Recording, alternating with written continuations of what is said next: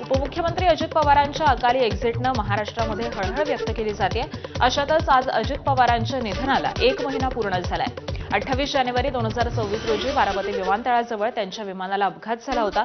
मात्र हा अपघात होता की घातपात यावरून अद्यापही संशय कायम आहे। दरम्यान आमदार रोहित पवार यांनी आतापर्यंत 3 पत्रकार परिषद घेऊन काही पुरावे सादर केलेले आहेत। या पुराव्यांच्या आधारे त्यांनी हा घातपात असू शकतो अशी शंका उपस्थित केली आहे। त्याबरोबरच गेल्या 2 दिवसांपासून ते डीजीसीए आणि व्हीएसआर व्हेंचर्स विरोधामध्ये गुन्हा दाखल करण्याची मागणी करत आक्रमक भूमिका घेताना दिसतायत। याच पार्श्वभूमीवरती 2 मार्च रोजी आणखी एक पत्रकार परिषद घेऊन नवे खुलासे करणार असल्याचं रोहित पवार यांनी स्पष्ट केलेलं आहे। तर या परिषदेकडे आता सगळ्यांचंच लक्ष लागलंय। अजित पवार विमान अपघात प्रकरणातील सर्वात महत्त्वाचा प्राथमिक तपास अहवाल आज प्रसिद्ध होण्याची शक्यता आहे। ब्लॅक बॉक्समधील डेटा आणि घातपाताच्या संशयावरती या अहवालामधून खुलासा होण्याची शक्यता आहे। राज्याचे दिवंगत उपमुख्यमंत्री अजित पवार यांच्या विमान अपघाताला आज 1 महिना पूर्ण होतोय आणि असं असतानाच या प्रकरणातील सर्वात महत्त्वाचा प्राथमिक तपास अहवाल हा नियमानुसार आज सायंकाळी प्रसिद्ध होण्याची दाट शक्यता आहे। एअरक्राफ्ट ॲक्सिडेंट इन्व्हेस्टिगेशन ब्युरो हा अहवाल नागरी विमान वाहतूक संचालनालयाकडे सुपूर्द करणार असून यातून अपघाताचं नेमकं कारण हे समोर येईल। दरम्यान विमानाचा ब्लॅक बॉक्स सुरक्षित असल्याचं आता स्पष्ट झालेलं आहे। त्यातील पायलटचं शेवटचं संभाषण आणि तांत्रिक डेटा अहवालाचा मुख्य आधार असेल। त्याबरोबरच व्हीएसआर व्हेंचर्स कंपनीनं विमानाची देखभाल योग्य प्रकारे केलेली होती का ही गोष्ट देखील या अहवालामधून समोर येणार आहे। राष्ट्रवादी शरद पवार पक्षाचे आमदार रोहित पवारांनी मुख्यमंत्री देवेंद्र फडणवीसांची भेट घेतली। रोहित पवारांनी अजित पवारांच्या अपघातासंदर्भामध्ये अनेक प्रश्न आणि शंका उपस्थित केल्या। त्या संदर्भामध्ये रोहित पवारांनी मुख्यमंत्र्यांची सविस्तर चर्चा केल्याची माहिती आहे। तर अपघाताची पारदर्शक चौकशी व्हावी अशी मागणीही रोहित पवारांनी केल्याचं सांगण्यात येत आहे। मुख्यमंत्री आणि रोहित पवारांमध्ये अजितदादांच्या स्मारकासंदर्भामध्ये देखील चर्चा झाल्याची शक्यता ही वर्तवण्यात येते आहे। रोहित पवारांनी मनसे अध्यक्ष राज ठाकरेंची भेट घेत अजितदादांना न्याय देण्यासाठी पाठिंबा देण्याची विनंती केलेली होती। दरम्यान रोहित पवारांनी भेट घेतल्यावरती राज ठाकरेंनी देखील पत्रकार परिषद घेत काही मुद्दे मांडलेले आहेत। सरकार एफआयआर का नोंदवून देत नाही असा सवाल राज ठाकरे यांनी उपस्थित केलाय। त्याबरोबरच सुनेत्रा पवारांनी यावरती बोलायला हवं आणि राष्ट्रवादीच्या खासदारांनी हा मुद्दा लोकसभेमध्ये मांडायला हवा अशी प्रतिक्रिया राज ठाकरेंनी दिली। मला त्या सगळ्या त्यांच्या बोलण्यातनं मला फक्त एकच गोष्ट जाणवली आणि ती म्हणजे त्यांनी 3 ठिकाणी एफआयआर करण्याचा प्रयत्न केला आणि 3 ठिकाणी एफआयआर करण्याचा प्रयत्न केल्यानंतर 3ही ठिकाणी सरकारकडनं एफआयआर घेतली गेली नाहीत। म्हणजे त्या पोलीस स्टेशनला सांगितलं गेलं की त्या एफआयआर घ्यायची नाहीत।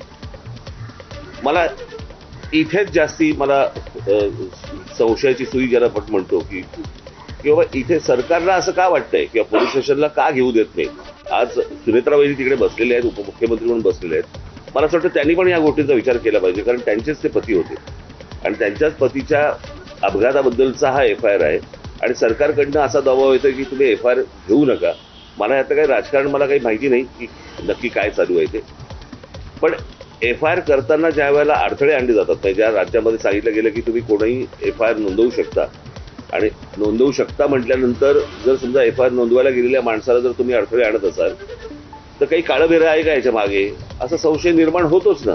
आणि मला असं वाटतं हे सरकारच संशय निर्माण करते। विधानभवन परिसरामध्ये आमदार रोहित पवार आणि मंत्री संजय शिरसाट यांच्यामध्ये महत्त्वाची चर्चा झाली। व्हीएसआर विमान प्रकरणावरून दोन्ही नेत्यांमध्ये सविस्तर चर्चा झाल्याचं पाहायला मिळालं। रोहित पवारांनी विमान अपघातावरून एकनाथ शिंदेंची भेट घेण्याची इच्छा ही देखील व्यक्त केली। खरं एकनाथ शिंदे साहेबांना भेटायला आलो होतो त्यांचं पीएचे कुठे असते तुम्ही उद्या त्यांना भेटतो। मला एक पत्र द्यायचं होतं की खासदारांनी सुद्धा वरती आणलं तुम्ही करताय। या काळामध्ये दारांसाठी जे जे कोणी मदत करतात त्यांचे आभार। तुम्ही बरोबर काम केलं आणि व्हीएसआरचं विमान न वापरणं पण योग्य निर्णय कारण अक्षरशः भंगार झालेले विमान वापरतात त्यात दुसरं कोणी नेता जाणं हे योग्य नाही। राज्याचे दिवंगत उपमुख्यमंत्री अजित पवार यांच्या विमान अपघाताबाबत दिवसेंदिवस संभ्रमाचं वातावरण निर्माण होत आहे. त्यातच शरद पवारांच्या राष्ट्रवादीचे आमदार रोहित पवारांनी VSR कंपनीकडून कोणत्या त्रुटी होत्या या सर्व बाबी पत्रकार परिषदेमध्ये समोर आणलेल्या होत्या. त्यामुळे VSR कंपनी सध्या चांगलीच वादाच्या भोवऱ्यामध्ये सापडली आहे आणि अशातच मुख्यमंत्री देवेंद्र फडणवीस, उपमुख्यमंत्री सुनेत्रा पवार आणि मंत्री छगन भुजबळ यांनी VSRच्या विमानानं प्रवास केल्याची माहिती समोर आली आहे. त्यामुळे आता चर्चांना उधाण आलंय.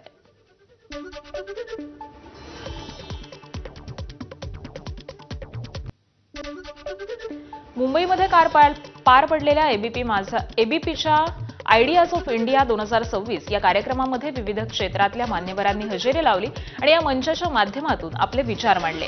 कालच्या कार्यक्रमासाठी मुख्यमंत्री देवेंद्र फडणवीस हे देखील प्रमुख पाहुणे होते. त्यांनी मुंबईच्या विकास कामाच्या दृष्टीनं अनेक विचार मांडले तर महाराष्ट्रातल्या काही राजकीय मुद्द्यांवरती देखील त्यांनी भाष्य केलेलं आहे. या कार्यक्रमाला बॉलिवूडचा अभिनेता किंग खान शाहरुख खाननं देखील हजेरी लावलेली होती. यावेळी शाहरुख खान आणि फडणवीस या दोघांनी हस्तांदोलन केलं.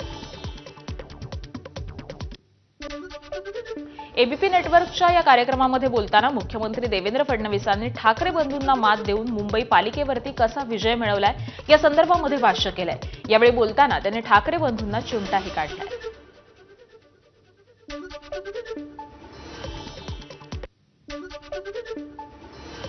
मुंबई के मराठी आदमी के बारे में केवल बोलते रहे, लेकिन आपके हाथ में इतनी बड़ी महानगर पालिका थी, आप उसको घर भी नहीं दे पाए.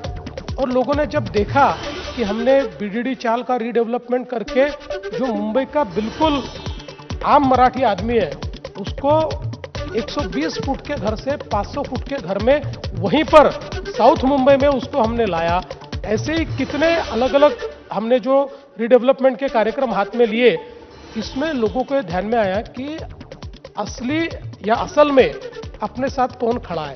तो मुंबई के मराठी लोगों ने भी हमको वोट दिया और जो अन्य भाषी लोग हैं उन्होंने भी हमको वोट दिया. और मैं पहले दिन से कहता था कि ये जो लोग मराठी आदमी को अपनी बपोती समझते हैं, उनको कहीं ना कहीं मराठी आदमी को जवाब तो देना पड़ेगा कि उनके लिए क्या किया है. तो ये कुछ नहीं किया, इसलिए दोनों तरफ से हमको वोट मिला और हम चुनकर आए. मुंबई पालिकेतील ठेवी मोडण्याचा निर्णय घेतल्यानंतर विरोधकांकडून टीका करण्यात येते. मुख्यमंत्री देवेंद्र फडणवीसांनी यावरती प्रत्युत्तर दिलंय. हा सामान्य नागरिकांचा पैसा असून त्यांच्या केवळ ठेवी ठेवून विकास होणार नसल्याचं मुख्यमंत्र्यांनी सांगितलंय. यावेळी बोलताना त्यांनी ठाकरेंच्या कारभारावरून देखील लक्ष वेधलं.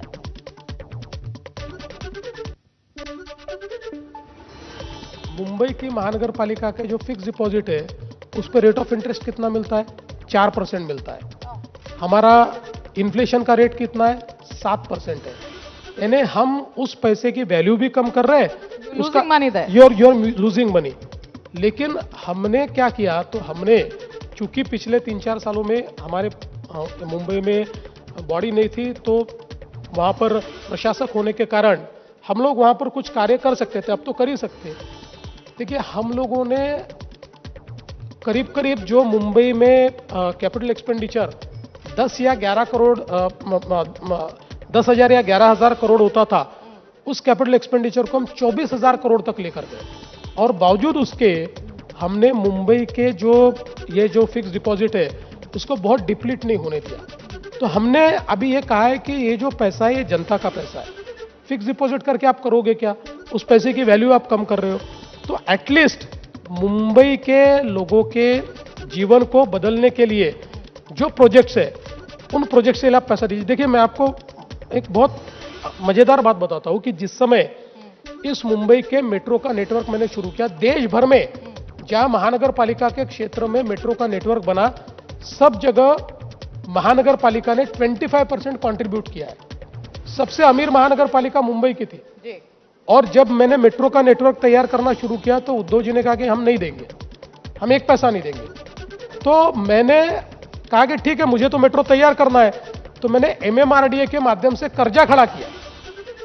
तो अब आप देखिए, इसको आप मूर्खता नहीं बोलेंगे कि मुंबई के लोगों के लिए मेट्रो तैयार करनी है तो मैं 9% से 11% से कर्जा लेता हूं और 4% से पैसा पड़ा हुआ है जिसकी वैल्यू कम हो रही है. इसलिए मैं ये मानता हूं ये कि फाइनेंशियल प्लानिंग कौन कर रहा था उनके लिए? ये फाइनेंशियल प्लानिंग कौन कर रहा उनको था? पता है कौन कर रहा था उनके लिए प्लानिंग. तो मेरा मानना इतना ही है कि देखिए, पैसा फिक्स डिपॉजिट में रहना भी अच्छी बात है, लेकिन वो कितना रखना चाहिए, और जब आपके सामने इतने डेवलपमेंटल प्रोजेक्ट्स हो, उनको छोड़कर अगर आप पैसा केवल बैंक में रखते हो तो मैं इसको कोई क्रेडिट नहीं दूंगा। मुंबईमध्ये बेकायदेशीररित्या वास्तव्य करणाऱ्या बांगलादेशी नागरिकांवरती कारवाई सुरू असल्याचं मुख्यमंत्री फडणवीसांनी सांगितलंय. दरम्यान बेकायदेशीररित्या वास्तव्य करणाऱ्या बांगलादेशींना शोधण्यासाठी आयआयटी मुंबईच्या सहकार्यानं एआयच्या मदतीनं नवं टूल विकसित करण्याचं काम सुरू असल्याचंही मुख्यमंत्र्यांनी सांगितलं.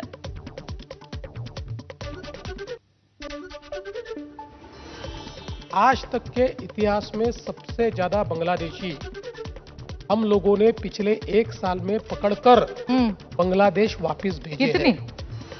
ये मैंने इससे पहले भी मुझे लोगों ने पूछा, ये मिनिस्ट्री ऑफ एक्सटर्नल अफेयर्स आपको बताएगा। मैं आपको इतना कह सकता हूं कि भारत में बड़ी शांति के साथ ये कार्यक्रम पिछले 1 साल में बहुत ताकत से हुआ है, और उसमें सबसे बड़ा नंबर ये महाराष्ट्र का है। हम लोगों ने उन लोगों को बांग्लादेश वापस भेजा है। लगातार हम लोग इसको ढूंढ रहे हैं ये लोगों को, और अभी तो हम लोगों ने जो आईआईटी बॉम्बे है उसके साथ मिलकर, क्योंकि देखिए ये तो बांग्लादेशी जो हमारे यहाँ आते हैं, आने के बाद इनको ढूंढना आसान नहीं होता। बोलते हमारे जैसे ये, दिखते हमारे जैसे ये, तो ये बंगाली मुसलमान है या बांग्लादेश से आया है, ढूंढना थोड़ा कठिन जाता है। और ये चूंकि वहां से पश्चिम बंगाल से सारे कागजात बनाकर आते हैं तो और भी मुश्किल जाता है। लेकिन अभी हम लोगों ने काफी इनके रैकेट्स भी ढूंढे, और अब आईआईटी बॉम्बे के साथ हम एक आर्टिफिशियल इंटेलिजेंस का टूल तैयार कर रहे हैं, जिसमें अभी तक हमको 60-65% सफलता मिली है। और इस टूल का इस्तेमाल करते हुए हम लोग बहुत फास्ट, क्या टूल है? अभी आएगा तो बताऊंगा आपको। हाँ। इससे हम लोग बहुत फास्ट जांच कर पाएंगे कि ये बंगाली मुसलमान है या बांग्लादेश से आया हुआ, और उसके बाद और तेजी से हम इसको पूरा करेंगे। आणि दरम्यान मुंबईमध्ये कोणाचीही दादागिरी चालणार नसून अन्य भाषिकांवरती अन्याय झाल्यास योग्य कारवाई करणार असल्याचं मुख्यमंत्री फडणवीसांनी ठणकावलंय. मुंबईमध्ये कोणतीही समस्या नसल्याचं मुख्यमंत्र्यांनी स्पष्ट केलं. देखिए, जब तक हम लोग यहाँ पर है किसी की हिम्मत नहीं है। ठीक है, एखादी घटना हो, आप बात सुन लीजिए, एखादी घटना होती है, छोड़ते नहीं है, उसको बंद कर देते हैं, ठोकते हैं उसको भी छोड़ते नहीं है। और मैं साफ शब्दों में कहता हूं, मुंबई के अंदर, देखिए मैं भी मराठी हूं, मुझे भी स्वाभिमान है, मैं भी मराठी की बात करता हूं, पर मराठी की बात करके कोई अगर यहां पर इस प्रकार से भेदभाव करेगा, हम चलने नहीं देंगे। ऐसी कोई बात यहां नहीं चलेगी, कानून का ही राज चलेगा। कोई ऐसा करता है तो उसके ऊपर कार्रवाई होगी, हमने की है, हमेशा करते रहे।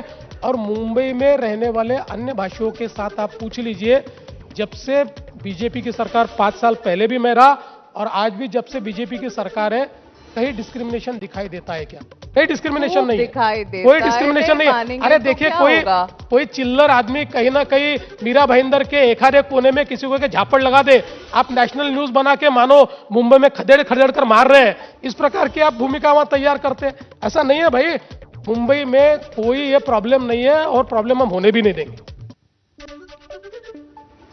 भिवंडीमध्ये बंडखोरी करणं भाजपच्या नगरसेवकांना भोवण्याची शक्यता आहे. भाजप प्रदेशाध्यक्ष रवींद्र चव्हाणांनी 6 बंडखोर नगरसेवकांना कारणे दाखवा नोटीस बजावली आहे. दरम्यान भिवंडीमध्ये काँग्रेसचे सर्वाधिक नगरसेवक असून भाजपचा महापौर विराजमान झालाय. भाजपच्या 6 नगरसेवकांना काँग्रेस आघाडीसोबत जाऊन पालिकेमध्ये सत्ता स्थापन केलं.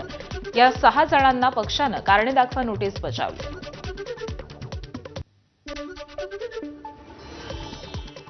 दरम्यान भिवंडीमध्ये फुटलेल्या 6 जणांची भाजपमधून हकालपट्टी केल्याची माहिती मुख्यमंत्री देवेंद्र फडणवीसांनी दिली. एबीपी नेटवर्कच्या आयडियाज ऑफ इंडिया 2026 या कार्यक्रमामध्ये मुख्यमंत्री बोलत होते.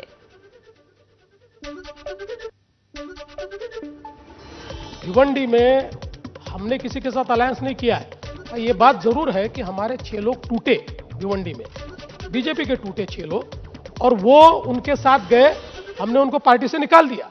हमारे साथ नहीं है वो, ये 6 लोग हमसे टूटे, हमने उनको पार्टी से निकाल दिया। भिवंडी में एक्चुअली सबसे बड़ी पार्टी तो हम ही थे अगर हमारा अलायंस को हम देखें, और मुझे लगता है कि हम बना सकते थे, लेकिन कुछ हमारी अड़चनें थी, उन अड़चनों में थोड़ा टाइम हमको लग गया। उस बीच हमारे 6 लोगों को उन्होंने तोड़ा और उन्होंने वहां पर अपना मेयर बनाया। एबीपी नेटवर्कच्या आयडियाज ऑफ इंडिया या कार्यक्रमामध्ये मुख्यमंत्र्यांनी माजी मुख्यमंत्री आणि ठाकरे सेनेचे सर्वेसर्वा उद्धव ठाकरेंना चिमटा काढलेला आहे. पाहूया. 30 साल में मुंबई के मराठी आदमी को उद्धव ठाकरे जी ने क्या दिया? कुछ भी नहीं दिया. पहले दिन से कहता था कि ये जो लोग मराठी आदमी को अपनी बपोती समझते हैं, उनको कहीं ना कहीं मराठी आदमी को जवाब तो देना पड़ेगा कि उनके लिए क्या किया है. तो ये कुछ नहीं किया, इसलिए दोनों तरफ से हमको वोट मिला और हम चुनकर आए. ठीक है. रात के 2 बजे फडणवीस जी, अगर आपका फोन बजता है, it's private number, you pick it up, it's Uddhav Thackeray ji, पहला रिएक्शन क्या होगा आपका? रात को 2 बजे 2 जी. वैसे आप तो नहीं, सोते 4 बजे वो ना? जल्दी सोते हैं. हाँ? वो जल्दी सोते हैं, वो नहीं कर सकते. वो नहीं कर सकते. अच्छा ठीक है, और चलिए. फिर अगर उनका फोन आने वाला है ये पता रहा, हाँ. तो मैं रिंगटोन लगा के रखूंगा, दोस्त ना रहा.